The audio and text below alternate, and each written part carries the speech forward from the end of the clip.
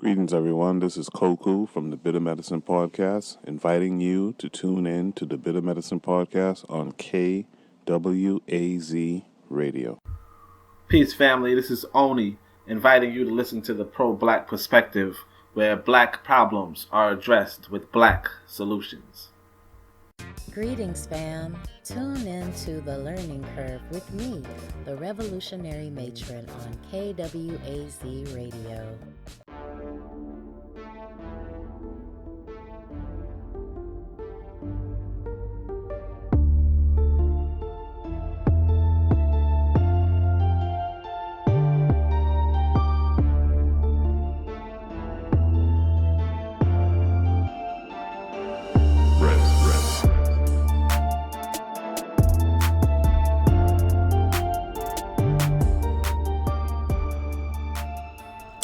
Welcome to the 9th episode of our interview segment of the Harsh Reality Podcast. And in this segment, we look to bring on professionals, influencers, scholars, and any knowledgeable or interesting individuals to tell their own story and also hear their unique perspective on the news of the day.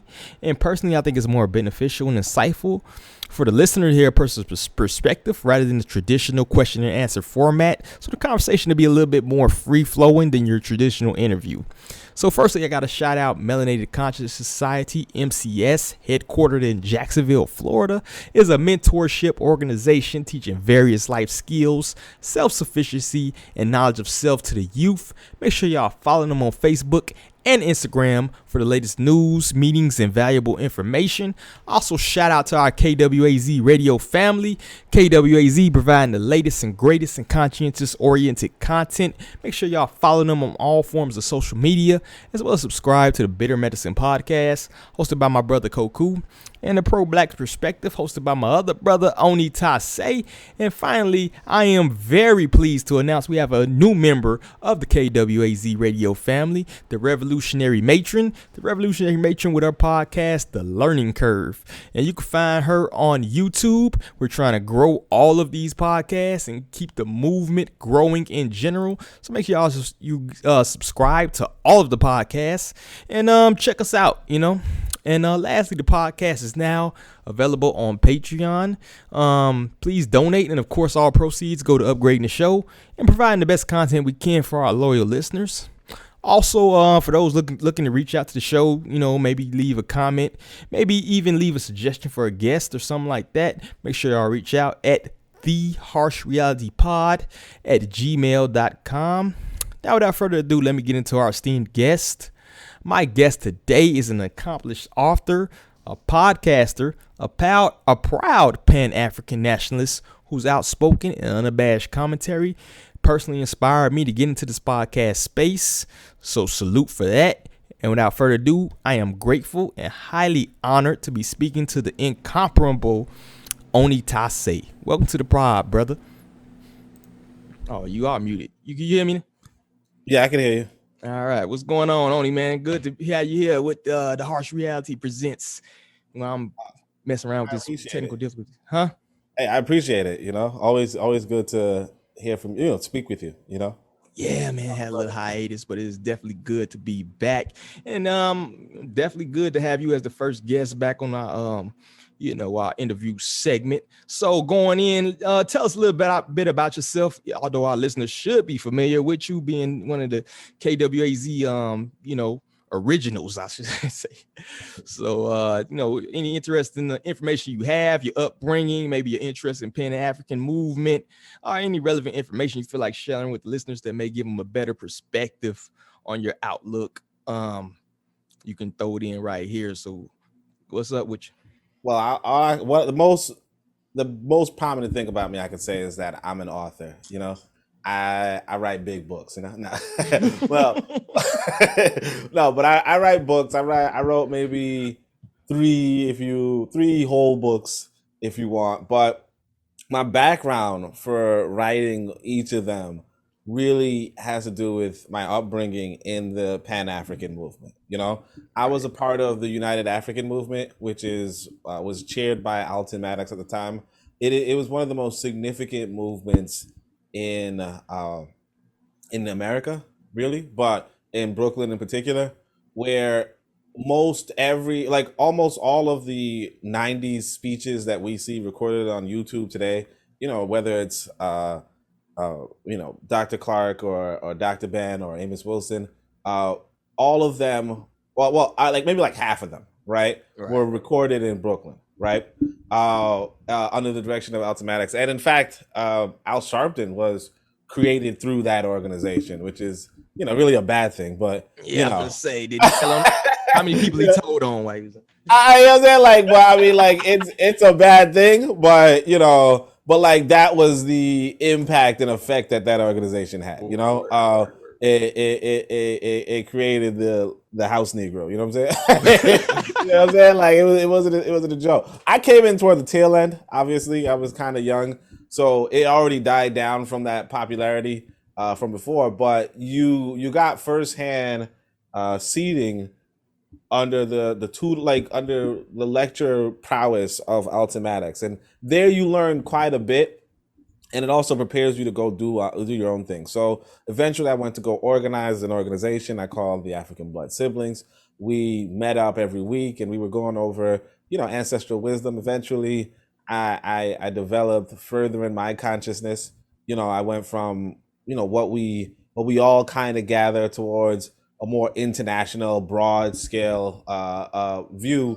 And then it brought me to the Book of Power, where I kind of went, I took my good roots, those good roots of listening to Ultimatics. So those of you who don't know, Ultimatics is the best living lawyer in America, right? Mm-hmm. And I heard from him, and he's like a radical. He did pro bono things all the time for Black folk, really defending, the community. Like when Schomburg was going to be taken over by some white people, he sued the state and won or something. Or he organized a protest. He was that guy, and he was the thing about him too is that he was a Black man. That it's really important to get the tutelage of Black men, because here's what he did. If he was, one of the stories of him is that he's in court and he's talking against this other white lawyer, and and he's telling the white lawyer what's what, and the white lawyer says, well, you want to go take this? No, I think one of them decided to, say, well, you want to take this outside. And they sure enough go outside, two lawyers. And then they fight, and, Ultimatics kicks his ass right in the courtroom. So it's like when you have those kind of, role models. And I had quite, there's quite a few, men grab, how strong man, we supposed to be together, right? So you had that. I was in that organization. There was another cat, strong brother, a lot of strong people, and then you go out, you make your own organization, you attract strong people too, and that just it makes you all the more, it brings up your understanding. And that's what, so if about me, that's my upbringing, and that's what I bring to my literature, that developed consciousness that more so emphasizes strength, more so emphasizes victory over victimhood, and more so emphasizes abundance over poverty. And I know you a strong brother, because I know, when I think of you too, you emphasize that abundance instead of that poverty mindset that a lot of people otherwise have. And so, that's what I could say, about what my upbringing is just bringing that kind of thing into the Black conscious community. Yeah, I think that's a good way to look at it too, man. One thing you have to do is you kind of got to speak power into existence. I know, people talk about the manifestation and things like that, but a lot of times, the things that they talk about that are backwards, or maybe, things like that, are things that actually work, things that they actually don't want you doing because they are successful, And one of those things I think is speaking power to the existence, which is why I also like the name of your latest book, The Book of Power. That's a title that makes you think that, it's some not necessarily answers, but it's some empowerment in this book. And, a lot of times you don't need to look to outside sources for empowerment, but it's good to have some motivation. It's good to have something to look back to. It's good to have a reference point where if you're running into something, you can kind of, look back to it. You know what I'm saying? And I think the title of a book, that's what's eye-catching. You know what I'm saying? That's the first thing you see. So, this thing is thicker than the King James version. I think it's a good segue and a good name for a book and a good way to speak that power into existence. You know what I'm saying? To a certain extent. So you want to give us like a brief summary of the Book of Power and what's your inspiration behind it and where were you going with it? You know, what were you trying to relay to the people? You know, not to give away too much because we still want them to buy it, spend that money. It's on Amazon, right? But give a brief synopsis. So like that's the thing. It's like, you when you write a book, like I kind of for a moment I went to graduate school. I was going to graduate school for astrophysics, right? I decided to, do some radical organizing. So that kind of got in the way, which, in retrospect was, whatever. But you go to grad school and what you learn about thesis writing, right, is that when you're writing a thesis, when you write a PhD thesis, you have to do something new. You can't, like if you're doing a master's degree, you can do something somebody else did. And it shows that you have mastery of the subject. But when you do a PhD, you're doing something that, as far as your research is concerned, no one else has done, And so one of the things that I noticed for, like Black nationalists, and particularly in America, because that's where I am, right? We don't really talk about nationality and nationhood, realistically speaking. Like we don't really talk about what a nation is, and we kind of have this confused mindset. And a lot of, like I said, a lot of the rhetoric is going to be that victimhood. A lot of that rhetoric, like I was hearing Evolutionary Matron, she's another program on the KWAZ network, and she's talking about something that Claude Anderson was saying. And no disrespect to Claude Anderson, but he's going on about how, how little wealth we have relative to whites, and how much, like three whites, during the time he's writing his book, three whites during the time of his writing that book, had more wealth than all the Black businesses or something like that. Like those kind of extreme things. And it's like, yeah, that's the victim. That's the victim mentality. It's you're telling us a bunch of stuff, and like you said, it's one of the things I didn't like was how much you're telling us all these problems, right? And without any solutions. I mean, although some people tell you that Claude Anderson does offer solutions, but what the reason why I'm talking about this is that you have this victim mentality, you have this mentality where you're we're down, we're losing, we're this, we're that, and there's no definition of nation, right? And when you realize what a nation is, right? When you realize that the nation itself is a group of like let's cut it short. Let's say it's the elites, a group of the elites working together for their benefit. When you realize that, then a lot of the things that you feel and critique against the state or the country or whatever, a lot of times when you say, oh, they have all this wealth, why do they still have 97% of the wealth, right? Or a lot of times when you say, most of the welfare goes to the middle class, they don't go to the lower class, or more, even more of it goes to the upper class. When you hear all that, you realize, well, yeah, if you run in the government, right? If you're the nation, if you run in the government, you're not really running a charity. Right. And you might be like, hey, yeah, but we pay for it. Yeah, sure. You could say that. You could think that, like I just said, three guys, three of them alone could, have more, more money than most people. Right. But notwithstanding that, you realize that those three people, right, they're going to go to the government just like you're going to go to the government, but they're looking to benefit from off of what they're given. And they're going to benefit more than you are, And so when you realize what a nation is, you stop with the complaining, right? And you start saying to yourself, well, let me, this is why I need to build. And so whereas the abundance theory, it works good on an interpersonal level, on a personal level. What I'm doing is I'm bringing it into the national level. So one of the inspirations for the book was like the Columbian Orator. It's a white boy's book, but it basically was a older book. Frederick Douglass used it to learn how to speak and read and all that kind of stuff. So did Abraham Lincoln and all that. It's supposed to build up the American character, they say. So I decided first to like build a book that builds up the African character, but also in that sense, I give a bunch of good speeches, but also a bunch of good, good analysis on the speeches.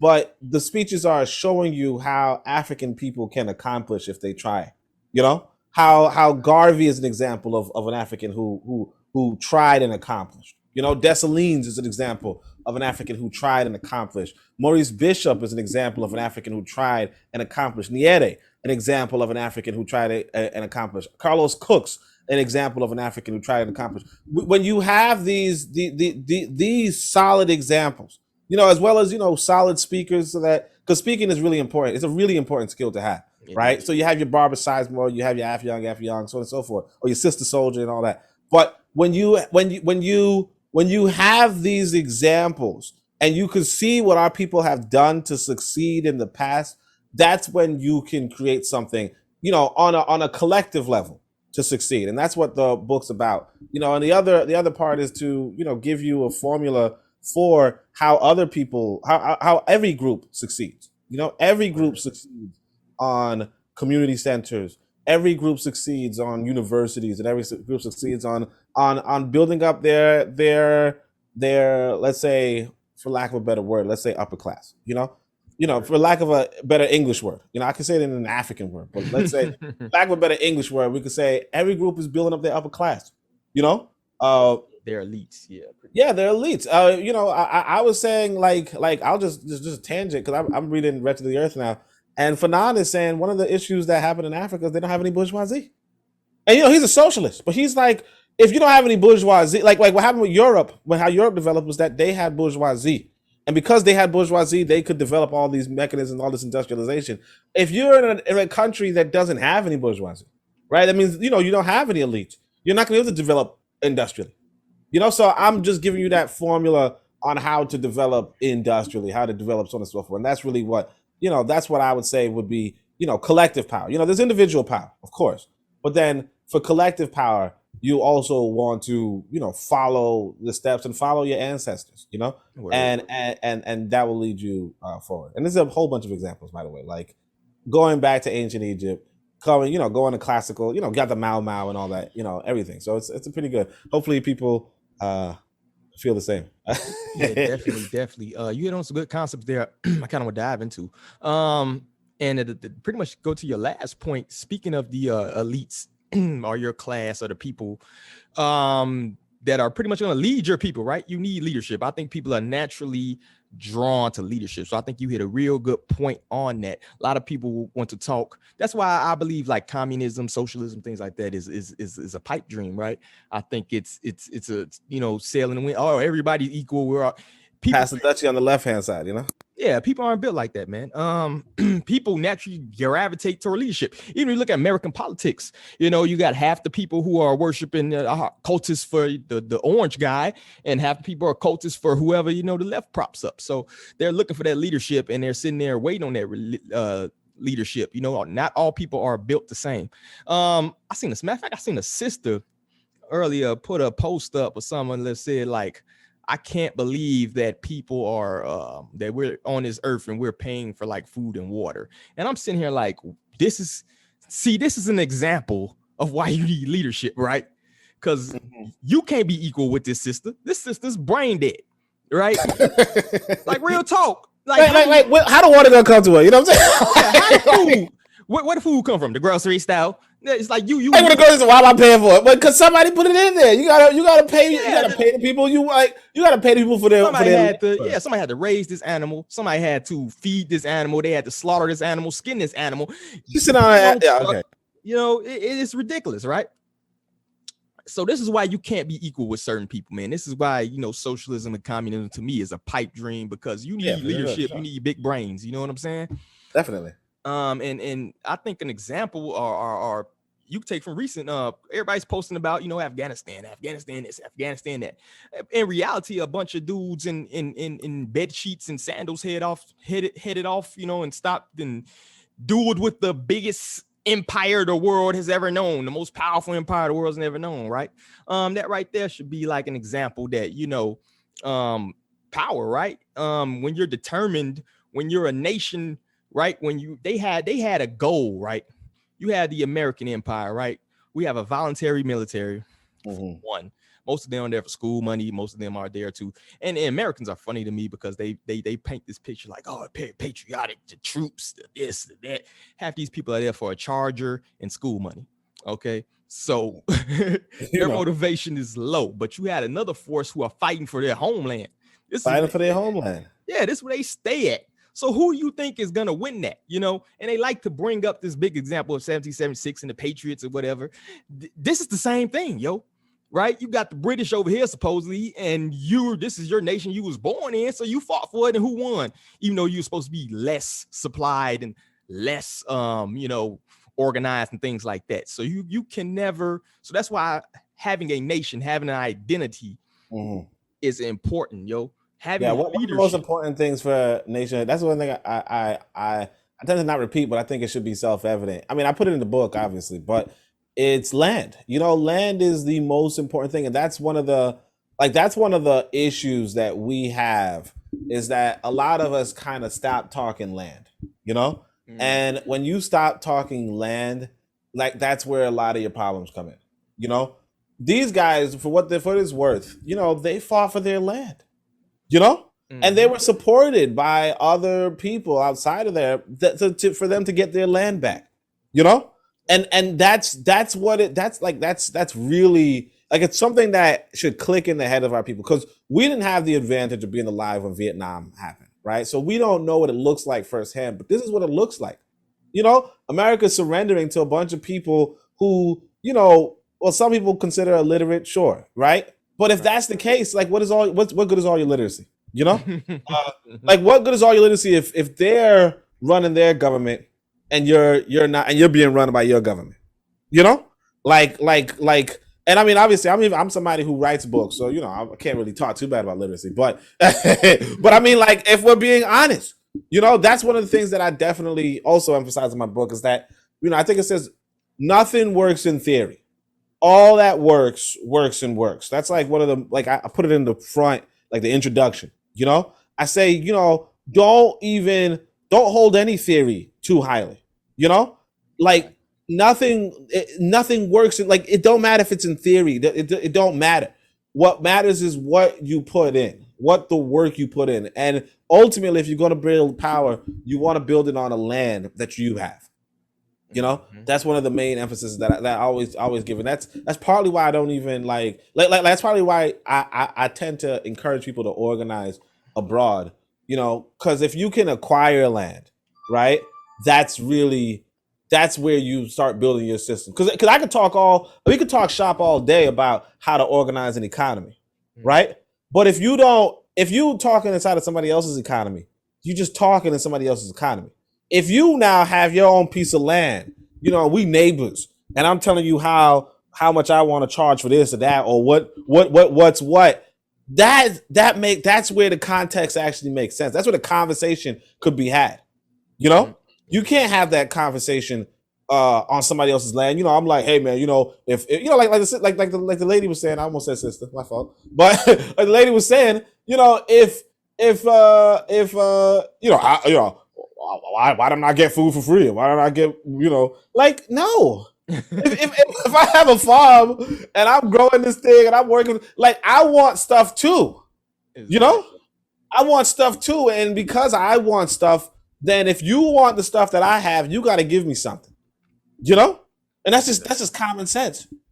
Exactly. You know, I'm not sitting down growing crops for free, you know? You know, like I mean, or if I'm growing the crops, that means I want something in return, and I know for damn sure that this woman ain't growing nothing. No, you know, you know damn well she ain't growing nothing. So why she, like, why would she get anything from me if I'm growing stuff? If she ain't, you know, like what do I get from that? Exactly. You know, a long time ago, you know, this American, like, a long time ago, America said it would stop slavery. You know, well, stop slavery outside of the prison system, right? But it said it would stop slavery. So then I'm not working for free. That's it. Exactly. And then, like I said, like, if you send these people to these schools and they get these ideologies and planted into them, the public food system, I know you like to call it. And you can tell who's the victim of the public food system. Yo, they are walking around zombified. And the longer it goes on, right, it's almost like making a copy of a copy, right? You make a copy of a copy and it gets worse, right? So now you're making copies of copies of copies, you know. And I've known people going into the teaching field personally, and I'm like, you're somebody sending their kids to you, bro? True. I seen you in high school. Like, Like I'm telling you, that's what it is sometimes. That's what it is sometimes. yeah, so And it's terrible. But again, like I said, I try to that's the society we're in. They want us dumb, because we have to realize like this is what they teach in their universities, and that's the thing that was the most important thing about. That's one of the important things about this book too. So I do different words. There's let's say there's 4 types of education, right? But we're gonna just break it down into like two tools, right?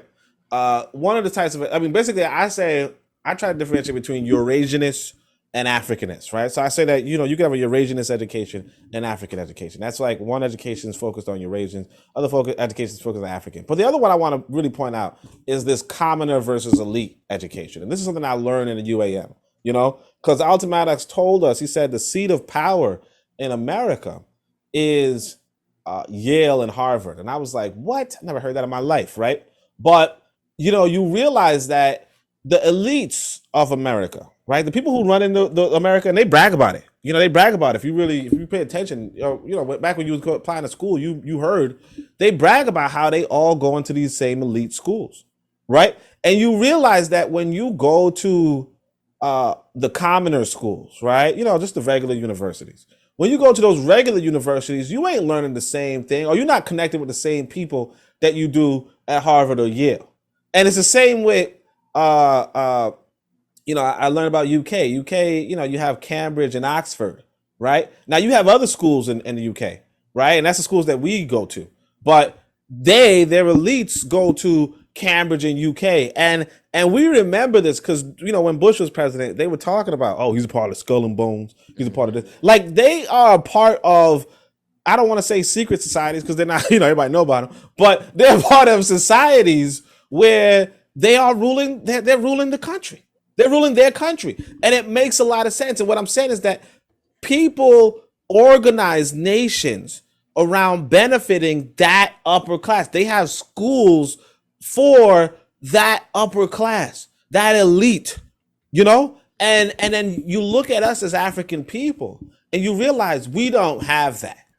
And not just that, the Africans who go to schools, go to universities, most of the African leaders went to commoner universities like in the West. One of them, I'm telling you right now, I was surprised because I'm looking through the education thing. One of them went to DeVry University. he ran the country. He ran the country. And he went to DeVry. And people who not, like I said, sometimes I try to pretend like I have an international audience, right? So I try to explain to them what DeVry University is, right? DeVry University is one of them TV commercial universities. You ain't learning nothing. Right all that, yeah, you ain't learning nothing about running a country in DeVry University. You know what I'm saying? You're not even building the relationships. Like, you're not even building. Nah. See, Bush goes to. Well, I don't remember if he went to Harvard or Yale. I can't remember, but he let's say he went to Yale, right? Bush went to Yale, joined a group called Skull and Bones or whatever. He's connecting with the people who are going to be influential to the point where not only his father becomes president, he becomes president. And he don't become president off of like some merit or some genius or whatever. He becomes president because he was inside of some society where people that go there rich. You know what I'm saying? Whereas, and the thing is that you as a black person, you could go to Harvard and you not be invited to those schools. And what's interesting is this, I want to point this out. One of the things I put out in the Book of Power was Marcus Garvey telling you this exact same thing. He's like, you could go to the same university as white boys, but they have these extracurricular like fraternities, and that's where they get the real lessons.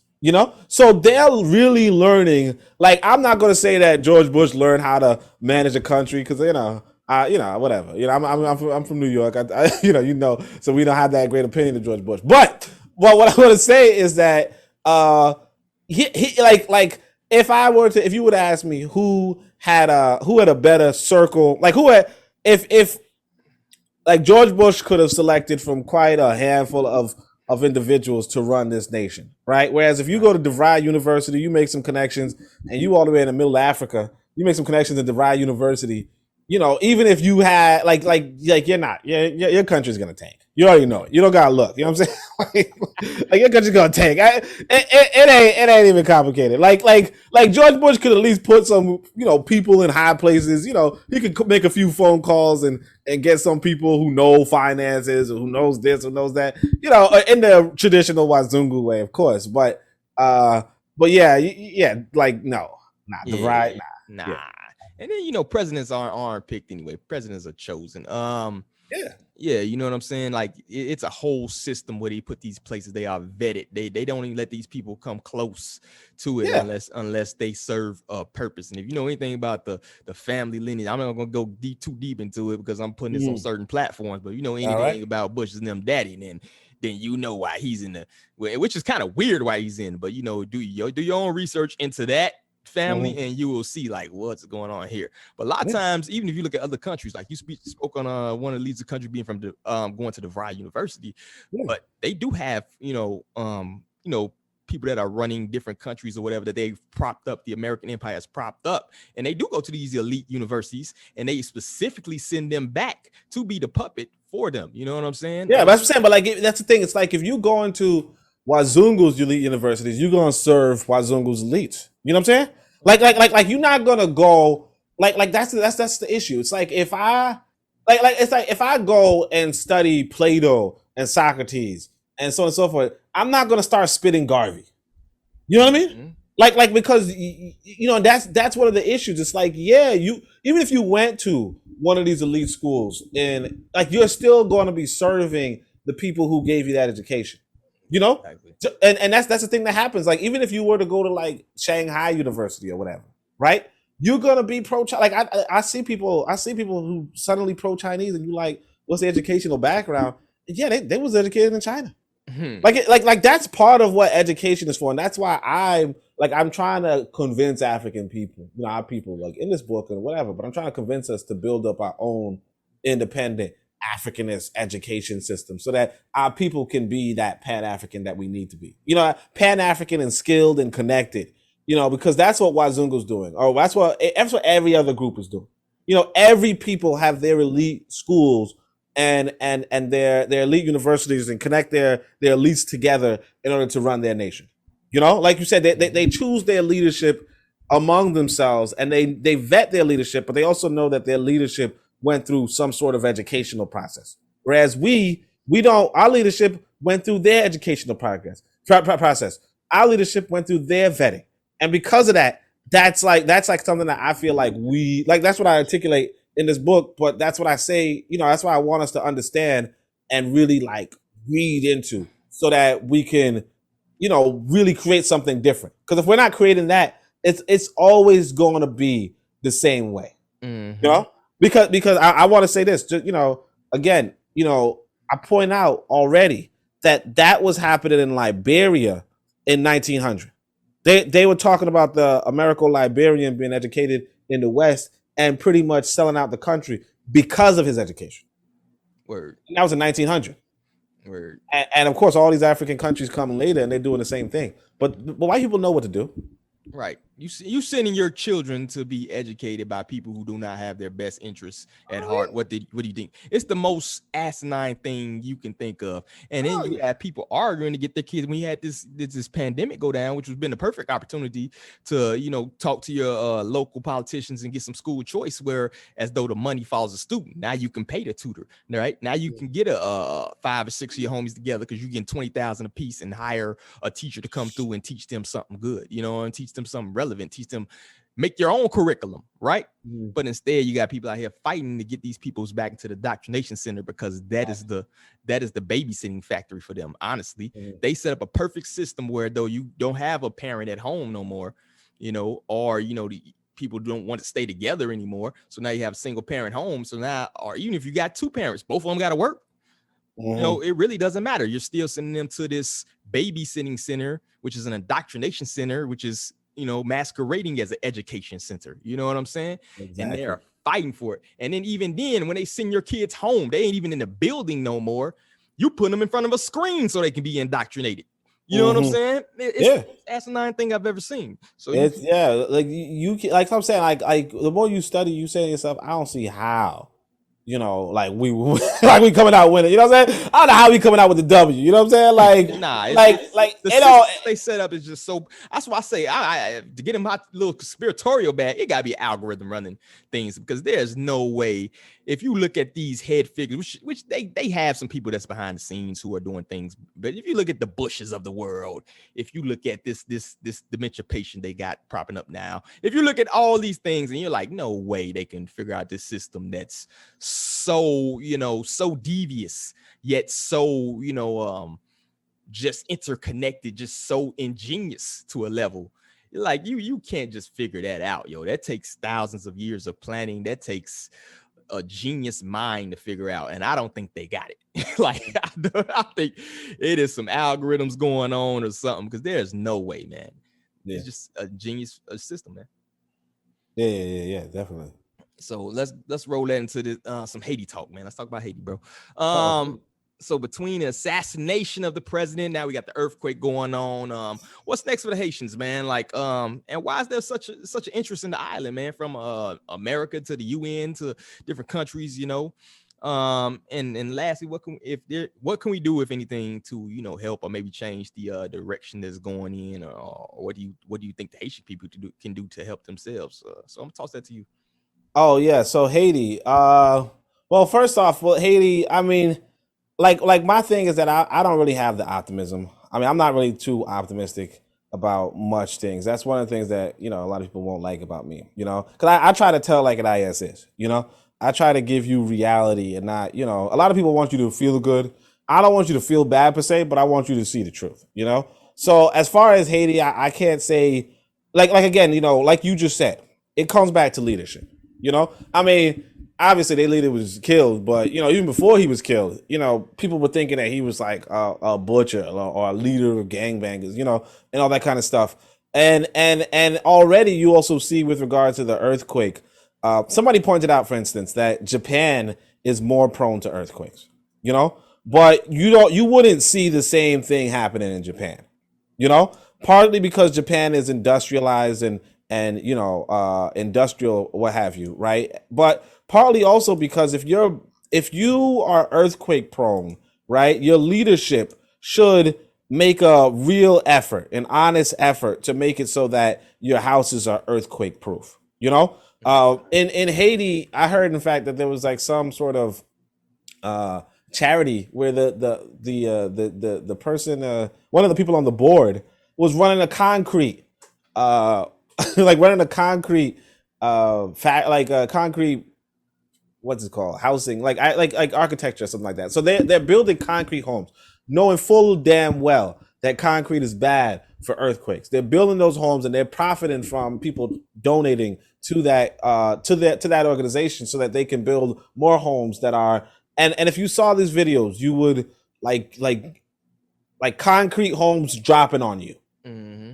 Right? A lot of people lost their lives. So far, the count is like over 2,000 people lost their lives in a matter of seconds, and partly because of this housing kind of thing. But so I would just recommend, though, just to say that one thing that we can do is I'm not going to say it's going to change the world, but you could donate. I donated some money to Hospital Caramad Les Cayes, right? So they had their own little thing. I said, let me donate. I'm not going to say that's not going to build the earthquake proof homes. That's not going to industrialize Haiti. What, you know, the solution for Haiti would be that better leadership, that focuses the economy more intelligently. But as far as what was the interest in Haiti, you know, one thing that people don't know. So Haiti used to be Saint Domingue. I'm going to open that up. Saint Domingue, right? Right. It was the richest colony in the world. You know, it was the richest colony in the world right before the revolution. Okay. It was the leader in the production of sugar, coffee, indigo, cacao, and cotton. Let me see. Hold on a second. It was, let me just pull out this reference. Yeah, do what you gotta do, bro. The world's top production of sugar and coffee. It was about like 60% of sugar produced on the world. You know, 40% of coffee produced in the world. In fact, at its peak, it outproduced. even though it's a small territory, it outproduced the entire Spanish Empire in the Americas.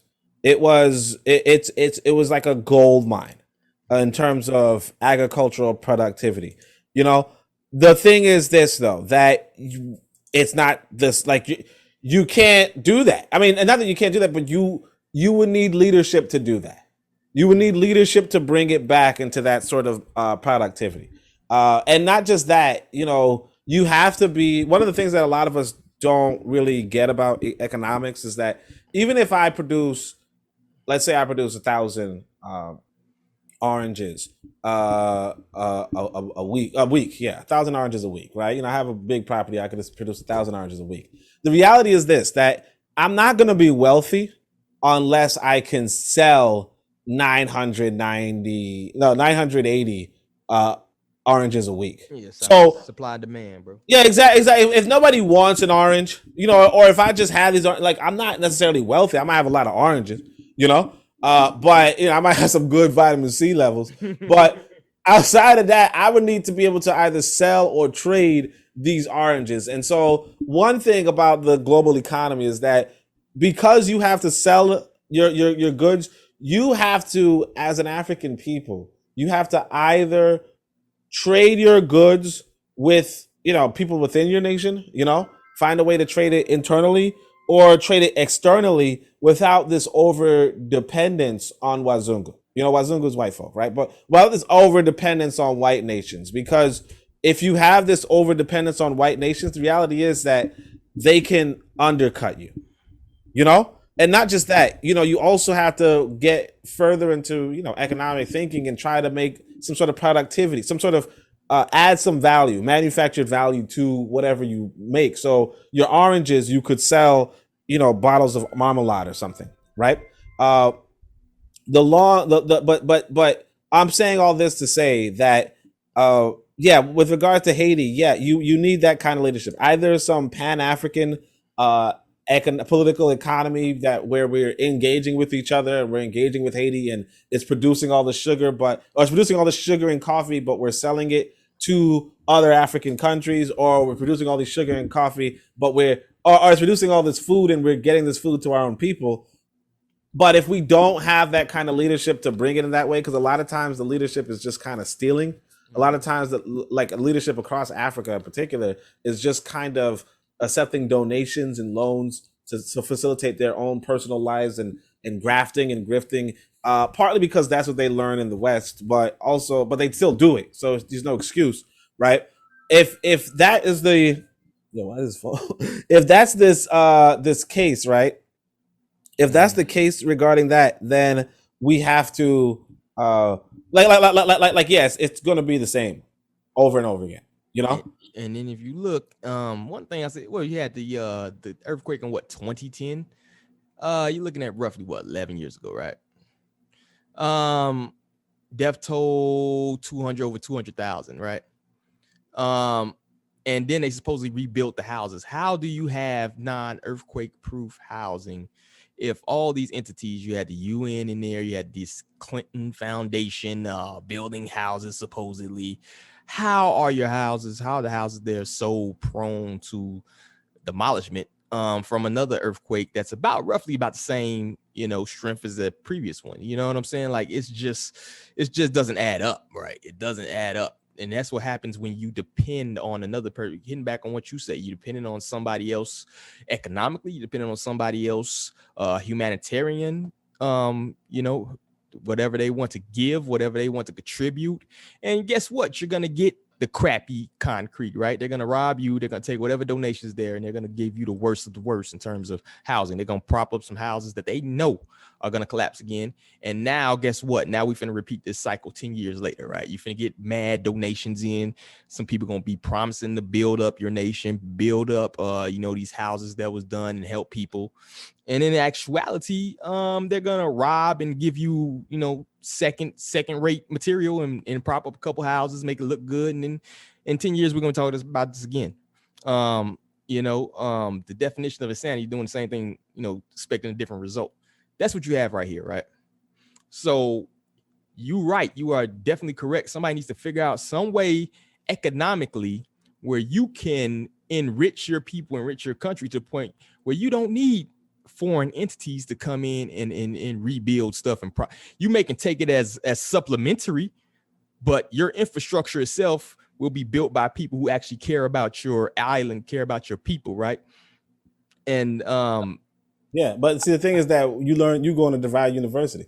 You know what I'm saying? Yeah, I mean, like, you know, it'd be all good. It'd be all good and well if you learned all that. But you know, like, or even then, let's break it down. Like, wouldn't it benefit you even if you have a economy that's not great, right?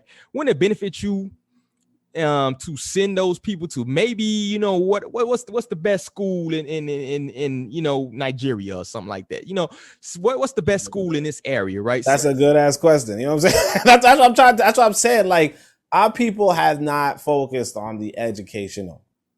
We have not focused on the education. So, you know, the best school in Nigeria. You know, like here's what it is. At the end of the day, I think Pio Lumumba says it, right? But you know, we all kind of know it. The politicians of Nigeria would send their kids abroad because they know that the universities where they're at are not where it's at.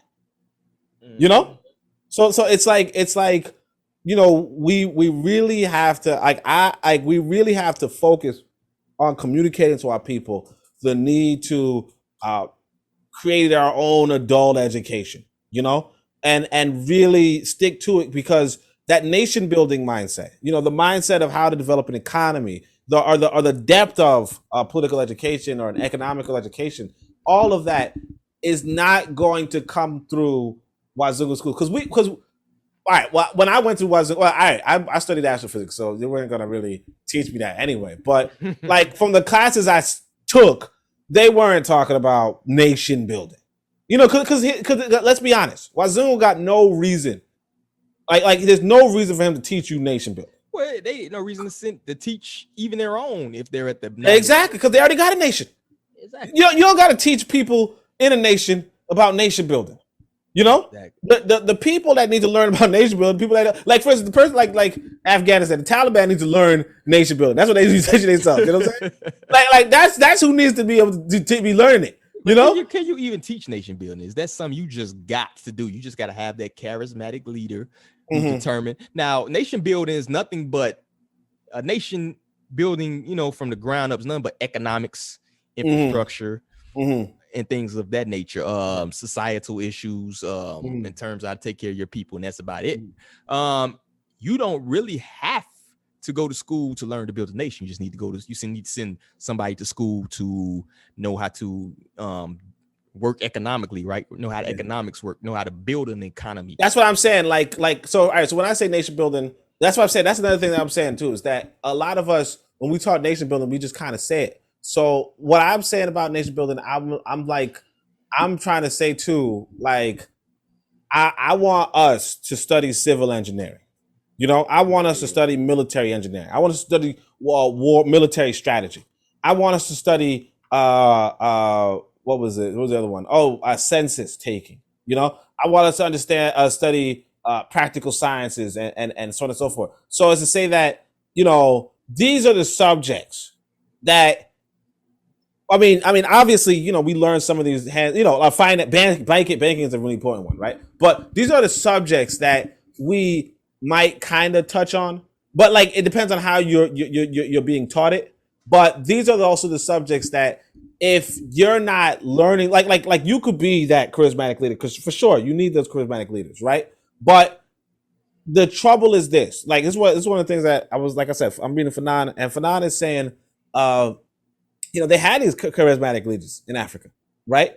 And what they would do is they would just kind of like they would sell you a bunch of nice words, you know, think you're Tariqs and so on and so forth, right? They sell you a bunch of nice words, but when it comes to economic sense, they were not developing the economy, you know? And so when I talk about when I say nation building, you know, I'm saying that you're gonna teach people to be charismatic, of course, right? But you also want them to understand how to you have to understand what independent economy. You know, you also want them to understand the need for civil engineering.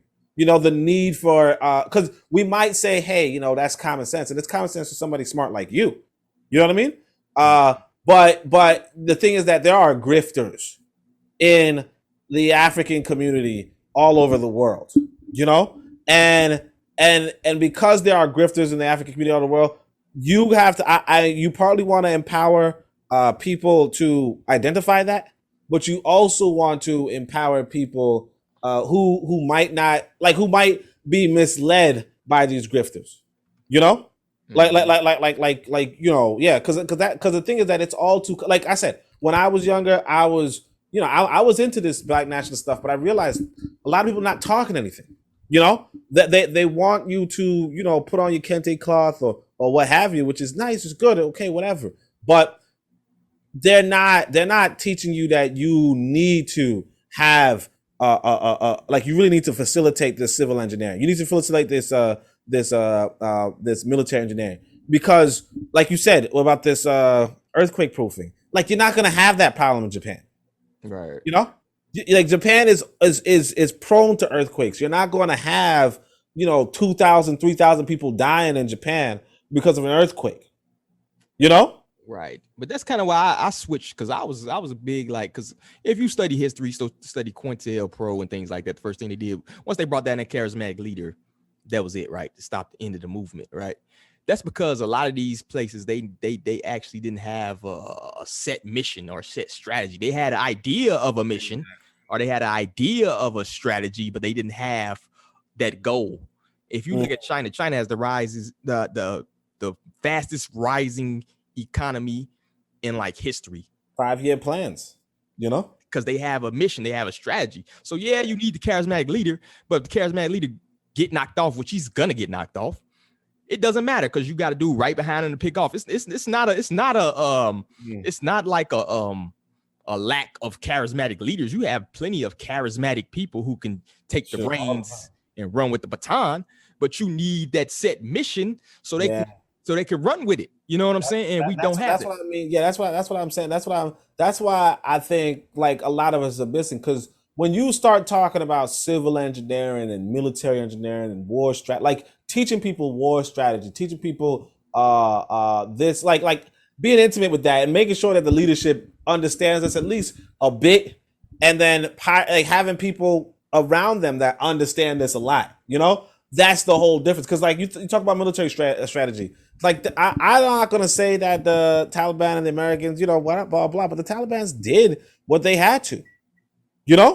They did what they had to. And now, the task for them is that, because a lot of us don't realize this, but Afghanistan has maybe 40 million people, 40 million people on 38 million people probably, right? And then Kabul, the town, the capital, I guess, had 4 million people, right? They now have to direct 4 million people.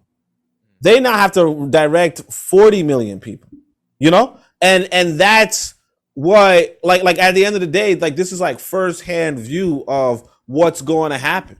Can they direct 40 million people? How do they organize themselves to do that? And then also moving into the future, with the weaponry, do they engineer new weapons? How do they go about with that? Obviously I'm not trying to give no advice to them, you know what I'm saying? But what I'm saying is, because America still listens, but what I'm saying is that, this is the same task that we will have in Africa, where we might, have 40 million people, 3 million people, 4 million people. And then you're going to have, and then the thing is this, the people who arrive on the top, you want them to have a consciousness that is not greedy. Right now we have we have very greedy, very Euro-centered people coming into leadership. I saw this documentary on churches in Kenya, and boy, I tell you, man, they're selling, they had this guy sitting in a coffin, right? Acting like he dead. Then the pastor come over and massage him or something, and then he come back alive. And it's and everybody giving this guy a bunch of money. He flying planes, he doing all this stuff. And it's come on now. Yeah. Nah, man. You got that. First off, you shouldn't be lying to people about how people don't see that you can't be doing ain't no way, but that's what's gonna happen. And if you come and you're on, you want the people that take over or the people that entered leadership in that country or any country that has this kind of bizarre thing going on, because that sort of church abuse happens everywhere, right? But if you have people that come in and they could put an end to that, put an end to the church abuse and also like refocus the people's energies into something productive, something meaningful, different fields that will bring us forward. Where you talk about, like I said, the civil engineering inside of Haiti, when you go to Haiti and you have civil engineers, because here's another thing I want to say about Haiti. This is what happened 3 days before the earthquake happened, right? People were talking that there was, like, I guess in New York or something, was like there's an earthquake coming, and at the same time there was an earthquake in Haiti. There was an earthquake in Australia, or not Australia, Alaska or something like that, right? But the thing is that you have to have the technology. You have to have the scientists that are the geologists who are on point saying, look, there's an earthquake coming. It's brace yourself. Don't be in the building right now, or whatever it is, the solution for an earthquake. But just go to earthquake zone or something. You don't even have that. You just have people who are just chilling in their homes, not really getting any, obviously their president just died, sure, but not getting the communication going on. And then that's it. Lives lost because we don't have that kind of leadership. So, you might you might have this, like you could have the charismatic leader, and that's really important. I emphasize speaking and public speaking all the time, but you want to give people that, like one of the things I really encourage people to do is to look at it from a vantage of, if we had a nation, if we inherited 40 million people, or if we had whatever, how can we direct it, so that those people can get profit, like can really afford a lifestyle into the future, because what the leaders of Africa are doing right now, what the leader of Haiti was doing, was just killing opposition and pocketing, money and inviting anybody to come and build over there so that they could get some money. That's not going to bring you anywhere. Which is a good segue into the next topic, which is the economic talk. So you just mentioned money. You mentioned African leaders taking, basically money to enrich themselves, right? So yes. You have entities like the IMF, basically they are in charge of world currency, right? Economic growth. They can decide your nation's credit rating. People don't even know nations have a credit rating. It's like foreign to people, right? So if that these people control these elitist people control the economic growth of any African nation, any melinated nation for that matter, is there even a way to break through the paradigm? You know what I'm saying? And we all know macro and microeconomics. You should know, macro, the larger sense, a micro more so your personal finances, right? We all know micro leads into macro, right? So that leads to financial literacy. That's the basic tenet of what you need. That's like the atom, right? Is there a lack of that financial literacy among the population, particularly in the United States? And could that be a reason why it's such a lack of the macro? You can't lead into the macro without the micro. So what you got on that, man? Regarding that, I mean, like a lot of people tell you, okay, well, like this is the basic the basic solution, not the basic solution, but the basic answer that people give, which is, Pan-Africanism, Black people coming together, acting as one nation, and then they could engage IMF some way. And, it has its merits, it has its merits in the same sense that, what happens with regard to, like realistically speaking, when the IMF approaches a white country or an Asian country or any other country, right? IMF says, here's a deal that I want you to sign. And the other country says, wait a second, I don't like line 32. You know what I mean? Wait a second, I don't like this line. Hold on a second. If I'm giving you this, you got to give me this, right? It's a real negotiation, right? When the IMF goes to an African country, they say, and they give a worse proposal, They give a worse proposal. And they go to, before the person even read it, they say, yeah, put my signature on it. Where's that money at? You know what I'm saying? Because I don't want to say the IMF isn't malicious. Like we got to realize, I think one of the things that this is one thing I really want to communicate to people too, right? Is that when we say Wazungu, like when we talk about public food system, when we say Wazungu's miseducating you, you know, the white man's educating you for his benefit. You know, like when we say he's not educating us for our benefit, that makes sense. But he's educating us for his benefit, and that makes a lot of sense. You're not going like if I try to take it, like I said, make it realistic. I kind of make it so that you could kind of see it through this white boy's eyes too. And so the way the white boy, like, you got to say that I'm not going to educate your kid for your benefit. You know what I mean? Like why would I educate your kid for your, like, why would I put my resources into your child for your benefit? If I'm going to use my resources, I'm going to use it for my benefit, right? So the IMF is saying to Africa, right? You got some good resources, right? Like I said, Haiti could have been like was the richest colony on the planet, right? You got some good resources. You produce sugar, you produce coffee, and you're the main people producing sugar and coffee and importing it into Europe. If my economy is about me, is about you providing me with raw material. You know, I think that the economy will work as long as you provide me with raw material. The IMF is designed to benefit the IMF.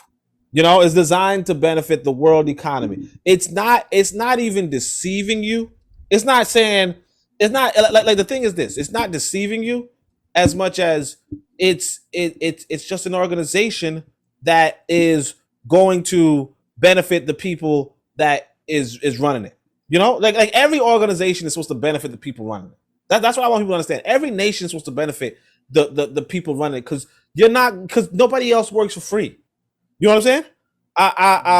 If you know, like we have this mentality, like I said, I call it the Black Panther mentality, really, but like we have this mentality where we should just like give other people for free, like, you know, just like lose all the time. And it's like, yeah, that's nice, you know. Yeah, it sounds Christian, you know, but like not everybody's gonna do that. And so IMF, yeah, you know, you don't have to be a part of the IMF, right? Per se. Obviously, the IMF will do what it can, or the Americans will do what it can to get what they want from you. But that's like just common sense, right? But as far as the IMF is concerned, it is economically developing you if it's gearing your community towards, you know, if they call them 3-sector idea, but the primary sector being raw materials. If it's gearing you towards raw materials instead of the secondary sector, which is manufacturing, and manufacturing is where the real wealth would be, right? But if it's gearing you towards raw materials, then it is technically developing your economy so that your economy facilitates theirs.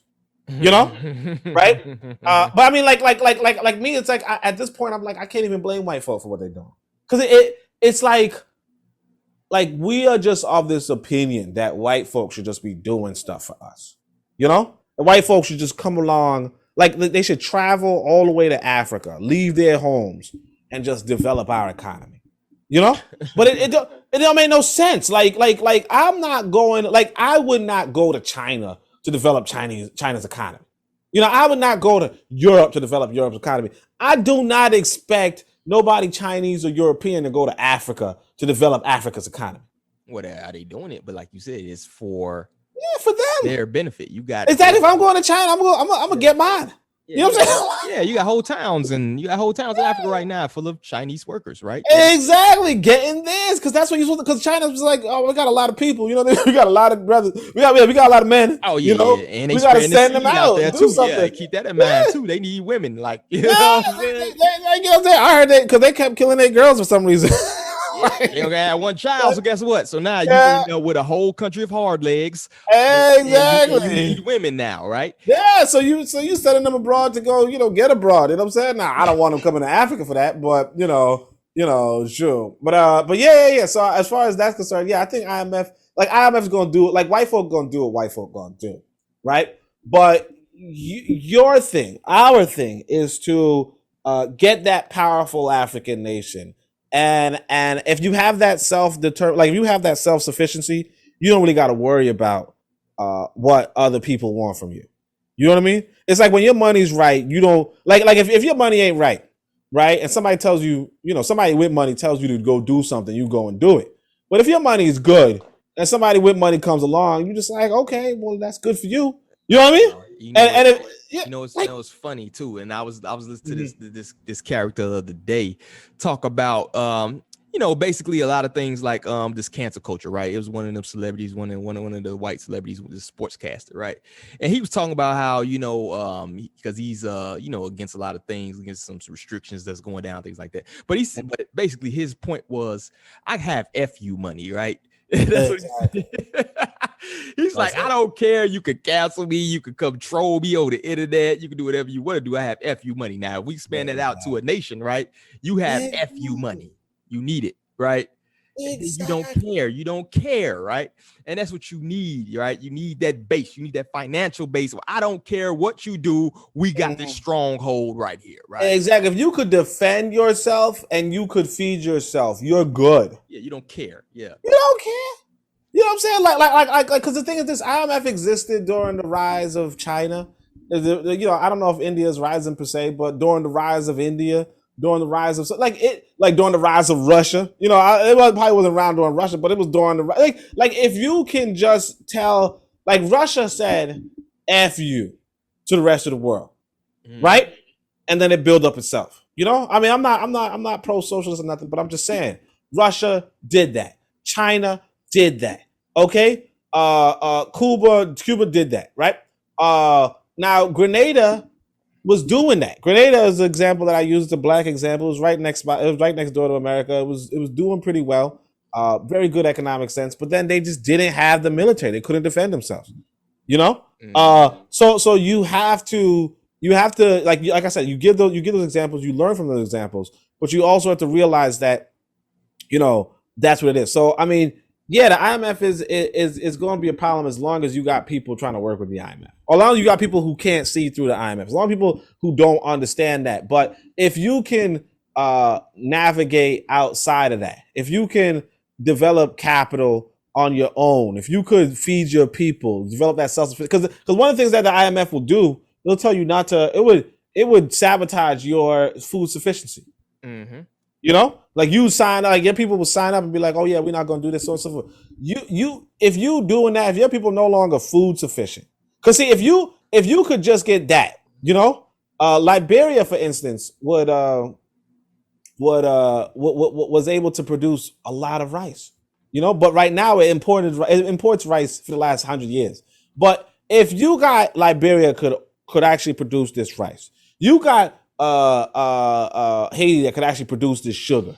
You got another country that could produce, like has a whole bunch of cows, right? You can have a lot of people eating porridge. You know what I'm saying? Or rice pudding or whatever it is that you can make with rice, sugar, and milk. You know what I'm saying? Like whatever that is, you can have a lot of people eating. So what we could do as a people, if we as African people really focused on a pan-African economic sense, of course we could do that. And as far as like financial literacy with the black population, like you really need financial literacy on the upper echelon. I mean, you need financial literacy on the lower echelon too, but you really need it on the upper echelon, because if your leadership is selling you out, like things is gonna be harder for you. Like for instance, cryptocurrency is big now. The president of Nigeria tried to cut down on cryptocurrency in this country. Like he was illegal, like making it, like all sorts of impediments for people doing that. Or even this dude shut down the said you can't be on social media. And a lot of people probably doing like their businesses on social media. A lot of people, attracting people on social media. If you got the leadership that's cutting into your pocket, right? Like you could still navigate, but like it's impeding. There's an impediment. So yeah, you want that financial literacy, but also, like I said, if your leadership signing around the dotted line all the time, like it's like that's really one of the biggest problems. Like black folk in America, definitely, obviously they should have some financial literacy. But the thing with America, and I kind of say this, and people don't really like that for that, but the thing with America is that you don't control the ports. You don't control what comes in and what goes out. And that's like really gonna like hamper our economic development here, because like if you can't export or import, like that really hurts you. You know, like I said, Haiti could, if potentially it could send its sugar abroad, and and Liberia potentially could send its rice abroad. But if America's saying no, you ain't sending nothing anywhere, right? Then like what? You know what I mean? Like it's tougher. It's really tough if you're in a nation of foreigners who can impede you. Because I think you have to be, not to cut you off, but I think you need to be forward thinking, right? You speaking on trade lines and things like that. You have to be forward thinking when you're coming up against somebody who has a system already in place where they control it. I think you hit a good point going back with the crypto, right? Exactly. Crypto could have been an escape, honestly, because it sprang up on people, and a lot of these people who have these old money people didn't see this coming, right? They didn't really plan for that, right? That was a chance right there, because you got to make bold moves if you're going to rise out of the bottoms. If you're gonna raise yourself up, if you're gonna empower yourself, you have to make bold moves, right? You can't inch your way up to the top. You have to make a bold move in order to get a foothold, in order to boost your economy, boost your nation, boost your people. And crypto could have been a move where if all the African nations say, hey, we Dogecoin, we all gonna convert this to Dogecoin. This is what we rock with. You want to give us, you gotta give it to us in Doge. We don't care. If you want this oil over here, you want this, this cobalt. If you want these resources that you need to make these cell phones that everybody has, because a lot of that comes from Africa. They can even make cell phones without the continent of Africa. But anyway, absolutely. If you want it, guess what? You got to come with this Doge, and that's what we finna use over here, right? And you could have did that. And now, guess what? Now you can make a move. Now, hey, these people got to convert to Doge to be able to sell you this, right? You have how many people in Africa that you can do business with? That's why it's the number one place where people are trying to go, because it's open, right? It's some place where you have opportunity, have potential, rather than America where you have 5-6 corporations that dominate. The Waltons and the Bezos of the world control everything. If they don't want you in the club, you ain't in the club, right? Over there, you don't have the Waltons and the Bezos. You can actually make a foothold. You know what I'm saying? So that's the number one place where people who are trying to buck the system are going. And you could have made a major move, but you got to be a visionary and you got to be bold. And you don't have either one of those. They want no risk, no reward, man. Yeah. Yeah. So yeah. So I would say that financial literacy, yeah, definitely. Like that's a must, Garvey teaches that in his message to the people. That's a must. But again, like I was just stressed that if you're a nation, like if your leadership is not that visionary, it's not that you just want that, because here's the thing with Africa is that you have the leadership that could sabotage the people, like it could sabotage, if you're advocating for something, it could kill you, they could jail you, they could imprison you. You have maniacal one of the things that we kind of take for granted, and it's not really too granted. I mean, it's more so like white people could say this better, but in America you kind of sort of have that freedom of speech. You know what I mean? You kind of sort of have that. Like right now, we talking crap. I'm talking crap about how America lost a war. You could do that here. You know what I mean? Like I wasn't even sure you could do it, but then I saw some people doing it, and I was like, okay, sure. You know what I'm saying? Yeah, but people talking shit right now. I know, right? You just wait, lost in a wave of I was like, well, I thought he was all silent about this thing, right? But yeah, because in other countries you really can't do that. Like you say one thing about one wrong person, because that's the thing we used to do when Bush was president. We used to just talk crap about him or whatever. But you can't really do that. In these other countries, man, they'll beat you. They. I mean, I'm not saying that you can't say everything in America, obviously, right? But yeah, these other countries that you gotta be mindful of the leadership. You gotta be mindful of the rights that you have. You gotta be mindful of all that kind of stuff. But yeah, that's why I hit on earlier. That's why you gotta have a mission, right? That's why you say if like the Taliban's fighting for the homeland, right? So they're determined, right? And you have to, I think the revolutionary matron hit on this. I think she's big on spirituality, right? African spirituality, right? you have to get back to these systems. These systems are very useful because it kind of teaches you that, death is an end all be all. I think you have some people who think that, we've been taught by these, Western religion systems and things like that. They're like, all right, you're dead, you're going to heaven, that's the end of your mission and stuff like that. Whereas though, if you go to the more spiritual systems, it's more so like, hey, you might come back to sucker 2 or 3 times to get it done. Like, you're not gonna, ain't no heaven, hell. We all interconnected. There's a universal consciousness that we all come from. Energy don't die, you just transform. So how the hell can they kill you, right? So when you get all this, and I even read something earlier talking about how the Vikings, like how they would basically take some drug, I forgot what the name of the drug is, that would get them hyped up, like almost like a spiritual experience where they hit the land and they hyped up and they just slicing and dicing, right? Going through, they don't care about death, they don't care about their own mortality. We going through it. But you have, don't tell Shakari, she about to go on a race. She about to, no, I'm joking. Oh, for real? I was just joking, Shakari. I'm just saying the Vikings high or something. Like just chopping away, some highness. I'm just big 6'3", blue-eyed coming through. Exactly. But when he's like, these zombies. You had this fear of death, man. This huge, like, end all be all. That's when you're able to be controlled, man. Fear is the biggest control mechanism you can have. And that's why you have people right now that are just trying to enrich themselves and don't have a greater purpose. And so they're just trying to, get their kids money before they kick the bucket and build their own legacy rather than build a legacy with this country, right? Which is bigger than anything. You'll be in history books if you can build this nation, but you have to have that fear of death, man. And even if you go out, you're a martyr, right? And those are the people that make changes, man. But when you think the end all be all is death, you're gonna stop at a certain point. You're gonna be like, all right, I can say this, but then I have to and it's not even. And we were to the point where they're not even just scared of death. They're scared of losing their job. Like, you got people who are muzzled right now because it's like, I'll make $16. I don't want to. I'm not gonna say nothing about my job. My supervisor's friends with me on Facebook, so I'm gonna shut up. We're to that point that where you scared to even speak your mind. So that First Amendment stuff is trash to me because it's like, you scared.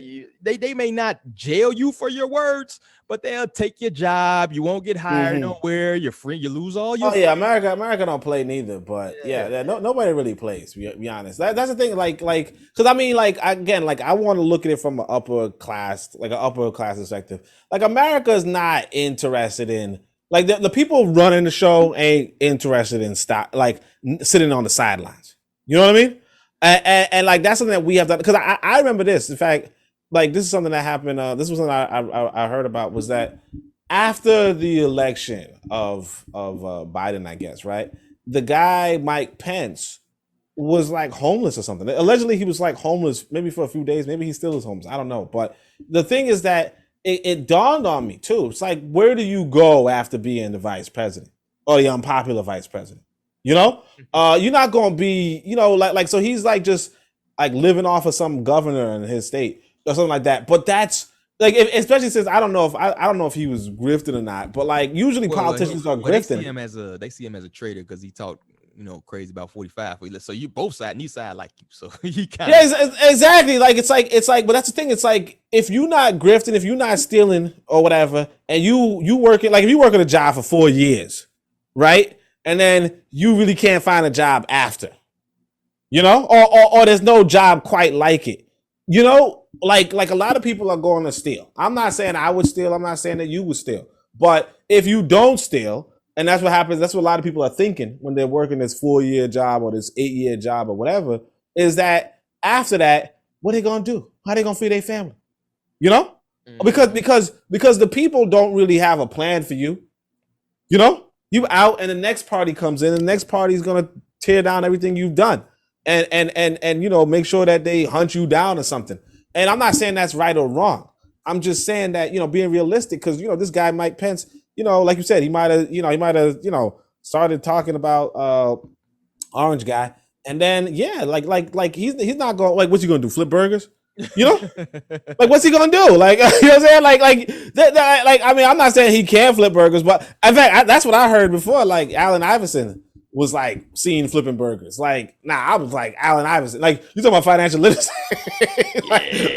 like those casinos and those whores, man. Like I'm saying, I don't know basketball, but I know Allen Iverson. You know what I'm saying? Like, if this guy's big, you know what I'm saying? So like, how you don't got no money after, like, come on, you gotta have some damn sense. That's regular. Like, I heard 60% of NBA players go broke within 5 years. Yeah, but it's like, that's what I'm saying. Though, like financial literacy, right?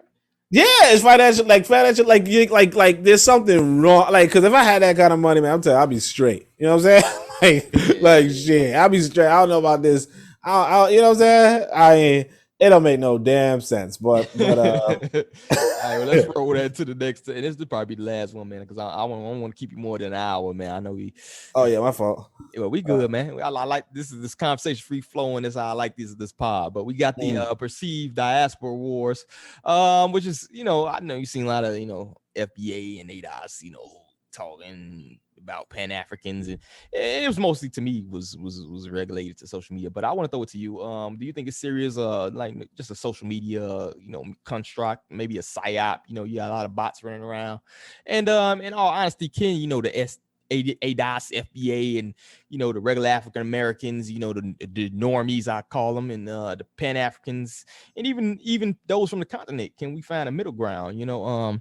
Before I toss you that question, I say I've been to Afghanistan, right? I've seen what was out there, right? Afghanistan is not never been a united country, right? They've been thousands of years of infighting, and they have beefs and things like that. What they have is warlords in every area, but these warlords are come together when they need to, right? Like to kick America's ass, right? So, shit. So what you have is that's not necessarily the same people with same goals and missions, but when they need to, they'll come together, right?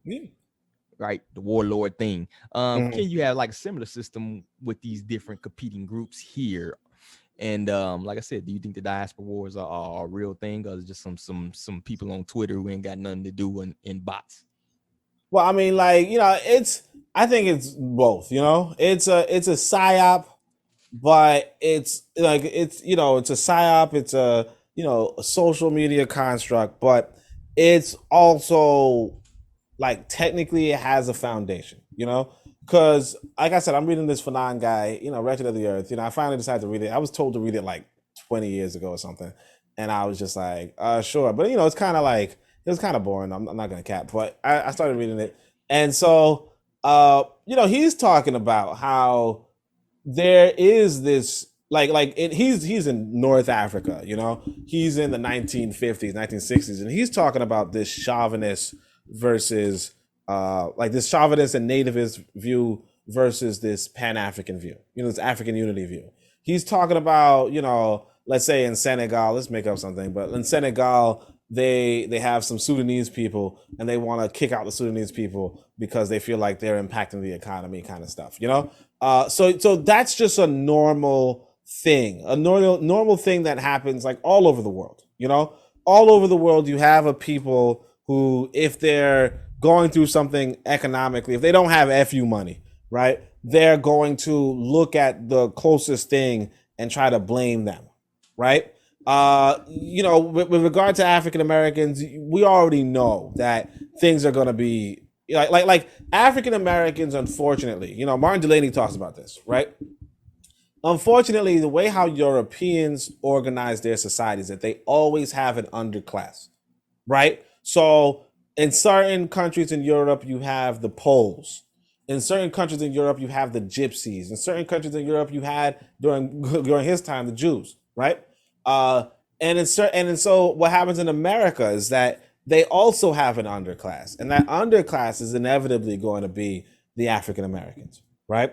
And it's just that way. America's never going to. I mean, it's very unlikely, but it's very unlikely that America would accept Black Americans as their social equal, let alone that they would have the Black Americans being the social equal of the white elites, because again, the white elites are not trying to be social equals with the white commoners, right? So they're definitely not trying to be social equals with black Americans. So, you know, a lot of times you compare the economics of black Americans versus white Americans, and you're comparing it to like the richest people on the planet, you know, like these white guys, you know, who are like literally like they don't care for their own poor, you know what I mean? So they're not going to care for you. But so you have black Americans in this perpetual state of kind of you know, impoverishment, right? Now, obviously, as an individual, you could rise up, but you know, one of the other things you're going to pick up on is that, you know, you have this factor called the tourist. I'm going to start the tourist factor, where if you're a tourist or a foreigner, right, you're going to do better than the native population on average, right? Because if you're traveling around the world, and you've traveled, right? So if you're traveling around the world, you're already doing better than most people. You know, you're already doing better than 95% of the population of the planet, you know, because, you know, like for instance, if I'm trying to fly to Africa, it's already like $2,000. You know what I mean? Like especially if I'm flying with family, it's already $2,000. I already gotta pay for this. Recruit office down the street, bro. You can get free travel if you want. You know, not to cut you. You know what I mean?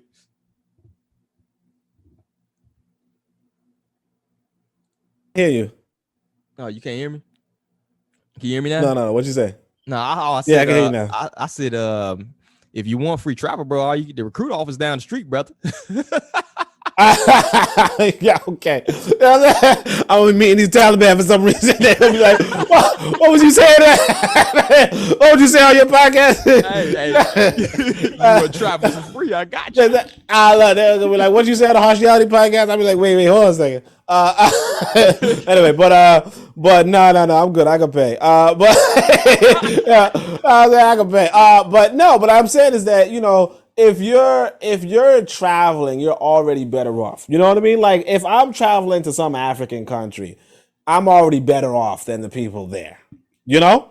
And just the same, if you're coming from Africa into America, you're not going to be as poor off as the worst of the African Americans, right? And because the statistics are going to be skewed in that sense, you know, one of the things that ADOS people do is that they would use the statistics of being a foreigner. But here's the thing. If you're a foreign white person, you're doing better than white people in America on average. You know, like the average income for white Americans might be like 50 to 60, whatever. Like the average income for white foreigners is like 70 plus, you know, 70, 80. And, you know, it depends on what country you're from, because like the Indians got like this huge, like 100 something. But the thing is that the point being is that if you're traveling to another country, like you said, you have to have a mission. You already have financial literacy. You have a mission. You're going there for a reason. You know, you're basically invited. You have some economic viewpoints or whatever. You know, you're not necessarily the like you're coming from Haiti. You're not necessarily the poor and indigenous. Sometimes, most of the times, right? You might be the person who's like, when I go to America, I have this plan, I have this community, I have that, and that's not something that we on average have when we're born and raised in America. You know, now you could develop it on an individual level. You could get that financial literacy, and you could surpass most African Americans by just that. Now, are you going to do better than all African Americans? No, there are some historical black neighborhoods that are well-to-do, you know, well off. And of course, like if you're a foreign white person, you might do pretty well as a foreigner, like on average, but you're not touching the white elite, right? All that to say that, you know, notwithstanding that, if you're like, anytime you're in anybody could rile up the national, poor, right? Anybody could rile up the national poor against the foreign poor and say that the foreign poor, not that we're poor, or not the foreigners are poor, but just to say that, you know, like even though they're not like super wealthy, you'll know that they're a little better off. You know, they have a little this, they're a little that, they're a little this, so on and so forth. You could always do that. So there's a real thing there, you know, and you know, I don't want to bring up, you know, the classic example of somebody riling people up against another group, but you know, I know it's like everybody thinking it, right? We know that. Yeah, exactly. Everybody thinking it, but like it's easy to do. It's just that. So is it real? But the thing is this, that we also have to understand the social media scene. Like if you knew who Yvette Carnell was, Yvette Carnell used to be a part of that other guy's thing. He's like I don't want to describe him in any negative way, but that guy, she was a part of, like, she was like an underling for him, and then she got to a feud with him, and basically she was pretty unpopular. She was pretty cast away. Oh yeah, he got some good cultists too. You might want to. Yeah, exactly. She just hit a nerve. She just struck a nerve like a gold mine. Because, like I said, that consciousness could be exploited. She just exploited that gold mine, and now, of course, Tariq is exploiting it. But like, realistically speaking, it's just a part of internet streaming culture. There are like white boys who make a fortune playing video games. Making YouTube videos, making that kind of content. She's just a YouTube content creator, and she just struck a gold mine in regards to just getting at the like scratching an itch for black consciousness, scratching an itch against other black, but that's like, and like I said, it's just a common thing. This is xenophobia is just normal. You can see it everywhere. Yeah. Is it she of correct me if I'm wrong, but she's not straight, right? She's lesbian, oh yeah, correct? Yeah, definitely. And now lesbian. White girl, interracial lesbian, like and we noticed a theme, right? What else we had that was a very popular movement? We had the BLM, right? And if you notice, a lot of these movements, man, are not exactly supposed to be conducive to the black male. Like, you don't really see a lot of black family, black male talk in these movements, kind of off. But that brings me also back to getting back to the diaspora wars, right? What we got going on, right? One thing I've kind of noticed, right?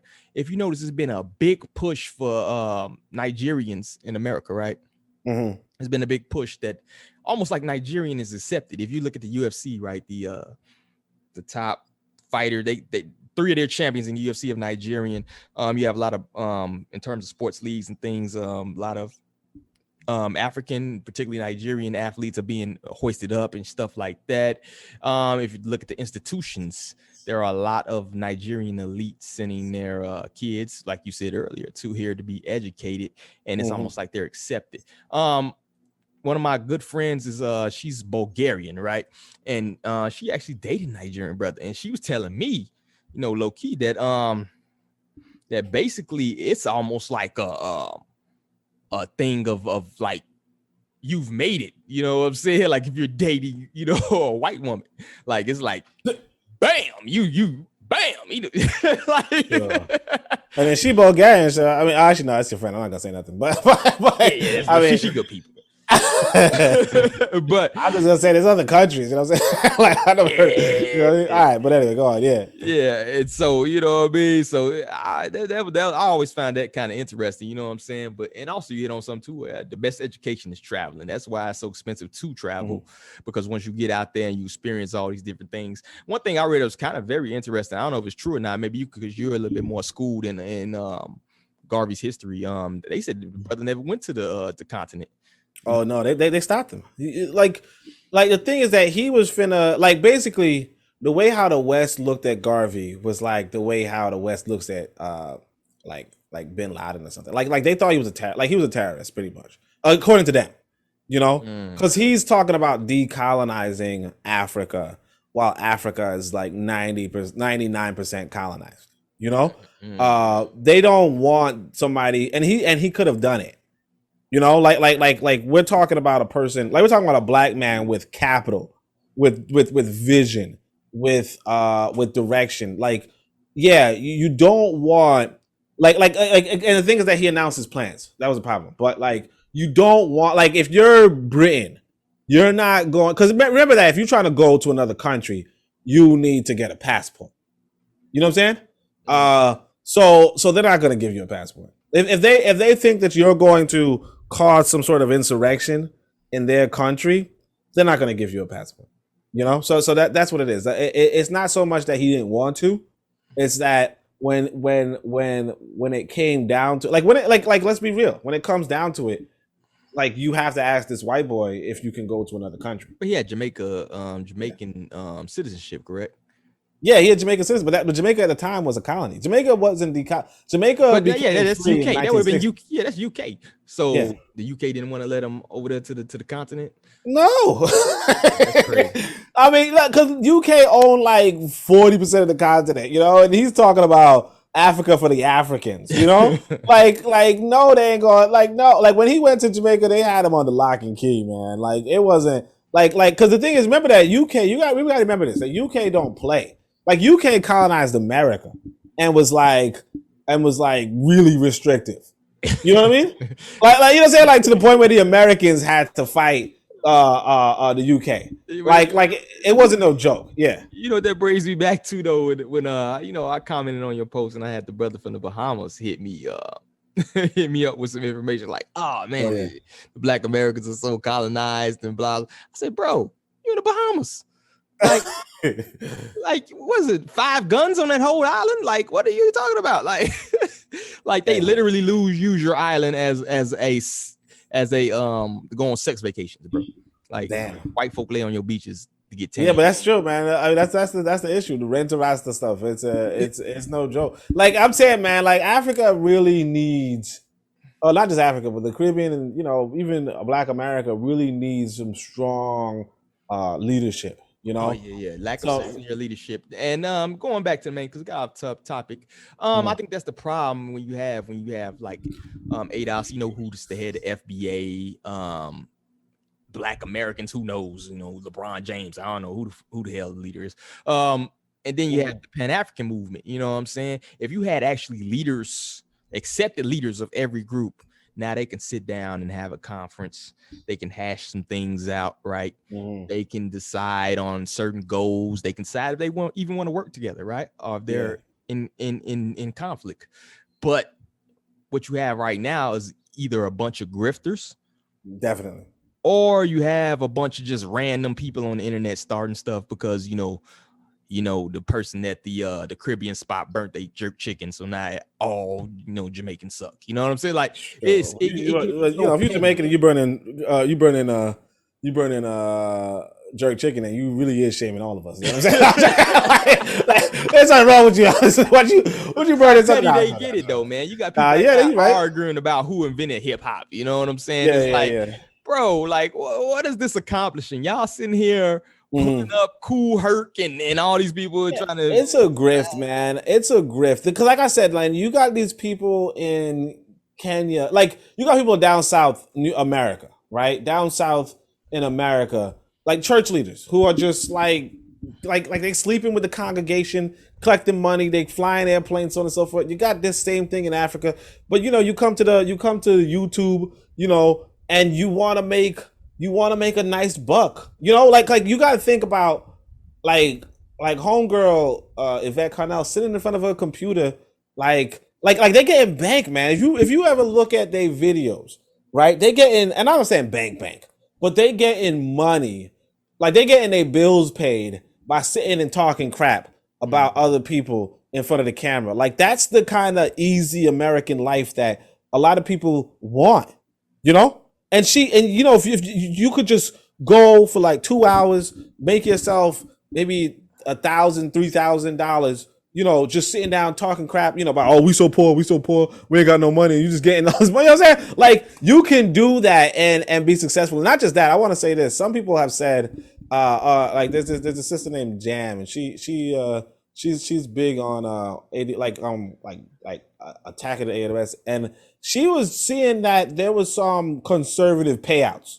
You know what I mean? Like there was some conservative payouts to, particularly the ADOS movement. Tariq Nasheed is just a regular grifter. He's just a regular pimp. He sell anything. You know what I'm saying? But like particularly with ADOS, like there's this element of you could get some good financing.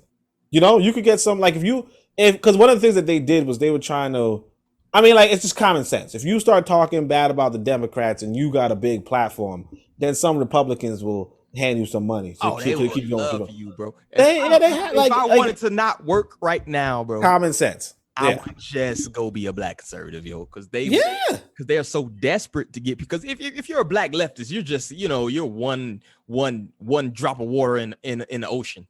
You know, you know what I'm saying? Like, and the Democrats are like, I don't care about, I don't care, man. You know what I'm saying? I gotta focus on Latinos or something like that, right? You know what I'm saying? Yeah, but you talk crazy about the Democrats, you black concern. Yeah, man. So that's what I'm saying. Like, she getting some money, She was getting some money, definitely. So that was like another part of it. But like, other than that, sitting on YouTube, getting your little, your super chat, you see $500 here and there, and all you got to do is talk about how Harriet Tubman was played by this other woman who didn't have these great opinions, and it's like, like it's not that serious, but you could do that and get your money. I mean, I'm telling you, man.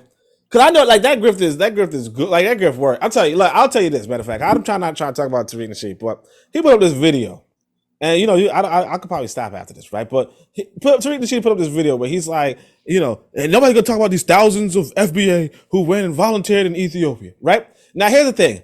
Like I said, if you don't control the borders, you really can't do what you're trying to do. Because there was a lot of volunteers, like 500 volunteers, in Harlem or whatever, and they're trying to talk to the recruiter, and they're like, I want to go volunteer in Ethiopia. And the recruiter rejects like all of them. Like only like 3 or maybe 1 to 3 people actually got through, right? But here's the thing, right? Because you like I said, you got to ask this white boy if you could even go to another country. But here's the thing: when one of the brothers is explaining to him to the recruiter why he want to go, man's got this thick ass Jamaican accent. Toronto, no off it goes. Damn well he ain't no FBI. Like he gonna put up this video and flex like all these people is thing. And Harlem was not only quote unquote FBA, but like you got the one dude thick ass Jamaican accent where damn, like it's a grift, man. It's a like Tariq Nasheed just raised $1 million on some stupid museum. Let's see that museum get built, man. I think it is so, and that's like the most despicable thing to me. I'm not going with. I hope the museum gets built. I really don't see the damn point, to be honest with you. No, fine. Like there's no. You can make a documentary and put all this information. I don't see what's the difference having a building. Like, why does that empower you more than anything else? Having it enriches a building, how you got your ass for 400 or 500 years. But anyway, I'm telling you that like, and we're the most downtrodden. If you grift from the people at the bottom, you are despicable, yo. It is like I have no beef with bank robbers, yo. You're like. It's so common. That's the issue. It's so common. Like it's in Africa, it's in America, it's in Jamaica, it's in Trinidad. It's in everywhere you go. You got folk grifting off of black folk. It's just one of the easiest things to do. But my thing is, how you gonna make a documentary on Haiti? Then talk crazy about Caribbean people the rest of the time. Like it's just mine. I'm not trying to make this a Tariq Nasheed bashing thing, because I don't need all his cultists in my mentions. Yeah, right. I just like him anyway, but I don't care. But it's like, right, sure.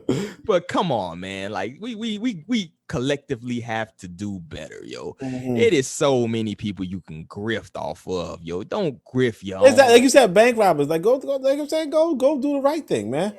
Yeah, Go crack some credit cards. Do something. Stop. Like say all you want about these Nigerians. They was scamming these white people. You know what I'm saying?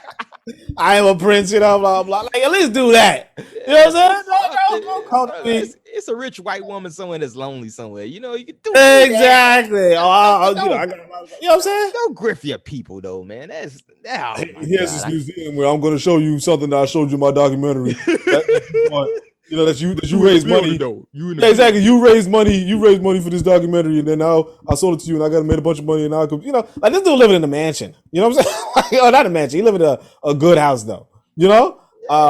And he's like, oh, we so poor, and we so like, come on. And the thing is this: like, you could raise $1 million, you could have raised it for something productive, something meaningful. Something that could generate this. Yeah, something that could generate some income too. Like. Something, but no, it's this. You want to get this lot, and whatever. It's whatever. And then you have so many brothers and sisters out here doing great things. You know what I mean? Like shout out to King Randall, man. This dude, 21 years old, man, went got his own school, went and got a bunch of young brothers, teaching them things, taking them places they would have never been before.